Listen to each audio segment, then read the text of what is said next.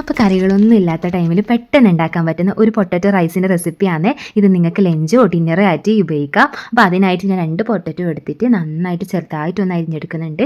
ചെറിയ ചെറിയ ക്യൂബ്സ് ആയിട്ട് അരിഞ്ഞെടുക്കാൻ വേണ്ടിയിട്ട് ശ്രദ്ധിക്കുക. എന്നിട്ട് നമുക്ക് ഒരു ഉള്ളി വേണം, അതും ജസ്റ്റ് ചെറുതായിട്ടൊന്ന് അരിഞ്ഞെടുക്കുക.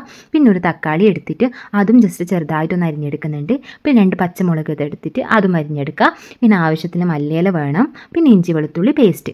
ഇനി അരിഞ്ഞു വെച്ച പൊട്ടറ്റോയിലേക്ക് കുറച്ച് ഉപ്പ്, മുളക് പൊടി, മഞ്ഞൾപ്പൊടി ഇട്ട് നന്നായിട്ട് ആ മസാല മൊത്തം ഒന്ന് സ്പ്രെഡ് ചെയ്ത് കൊടുക്കുക. ഇനി നമുക്കിത് ഫ്രൈ ചെയ്തെടുക്കണം. അതിനായിട്ടൊരു പാൻ എടുത്തിട്ട് അതിൽ കുറച്ച് എണ്ണ വെച്ചിട്ട് ഇത് നന്നായിട്ടൊന്ന് ഫ്രൈ ചെയ്തെടുക്കുക. തിരിച്ച് മറിച്ചു വിട്ടിട്ട് നന്നായിട്ട് ഫ്രൈ ചെയ്യുക. ഇതൊന്ന് മൊത്തം വെന്ത് കിട്ടണം. പിന്നെ അത് കുറച്ച് ജസ്റ്റ് ഒന്ന് ക്രിസ്പി പോലെ ആവുന്ന ടൈമിൽ ഇത് ഓഫ് ചെയ്തിട്ട് ഇത് മാറ്റി വെക്കാം.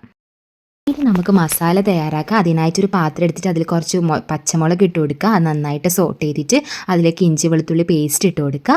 പിന്നെ നമ്മൾ അരിഞ്ഞ് വെച്ച ആ ഒരു ഉള്ളിയും കൂടി ഇട്ടിട്ട് നന്നായിട്ടൊന്ന് വഴറ്റിയെടുക്കുക. അതൊന്ന് വഴേണ്ട ശേഷം അതിലേക്ക് അരിഞ്ഞ് വെച്ച തക്കാളിയും കൂടി ഇട്ടിട്ട് അതും നന്നായിട്ട് ഉടഞ്ഞ് കിട്ടുന്ന പോലെ നന്നായിട്ട് വഴറ്റിയിട്ട് എടുക്കണം.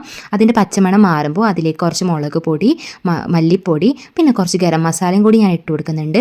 അതെല്ലാം ജസ്റ്റ് ഒന്ന് നന്നായിട്ട് മിക്സ് ചെയ്തിട്ട് അതിൻ്റെ പച്ചമണം കൂടി മാറിയ ശേഷം നമ്മൾ ഫ്രൈ ചെയ്ത് വെച്ച ആ പൊട്ടറ്റോയും കൂടി ഇട്ടിട്ട് നന്നായിട്ടൊന്ന് മിക്സ് ചെയ്ത് കൊടുക്കാം.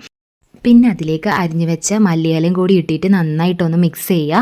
അതൊന്ന് ജസ്റ്റ് ഒന്നെല്ലാം മിക്സ് ചെയ്ത ശേഷം നമുക്ക് തീ ഓഫാക്കാം. എന്നിട്ട് അതിൽ വേവിച്ച് റൈസ് ഇട്ട് കൊടുക്കുക. വൈറ്റ് റൈസ് ഇട്ടാൽ പ്രത്യേകിച്ച് ടേസ്റ്റ് ഉണ്ട്. അപ്പോൾ വൈറ്റ് റൈസ് തന്നെ ഇട്ട് കൊടുക്കാൻ വേണ്ടിയിട്ട് പ്രത്യേകം ശ്രദ്ധിക്കുക.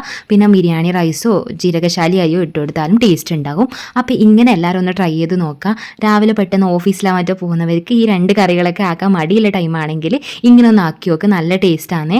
പിന്നെ ഇതിൻ്റെ കൂടെ ഒരു പപ്പടം കൂടി ഉണ്ടെങ്കിൽ പ്രത്യേകിച്ച് ഇതിൻ്റെ അതൊന്ന് കൂടും. അപ്പോൾ അങ്ങനെ ഒന്ന് എല്ലാവരും ട്രൈ ചെയ്ത് നോക്കുക. അപ്പോൾ എൻ്റെ ചാനൽ ആദ്യമായിട്ട് കാണുന്നവർ ആരെങ്കിലും ഉണ്ടെങ്കിൽ എൻ്റെ ചാനൽ ഒന്ന് സബ്സ്ക്രൈബ് ചെയ്തിട്ടാണ് ഒന്ന് സപ്പോർട്ട് ചെയ്യണേ. താങ്ക്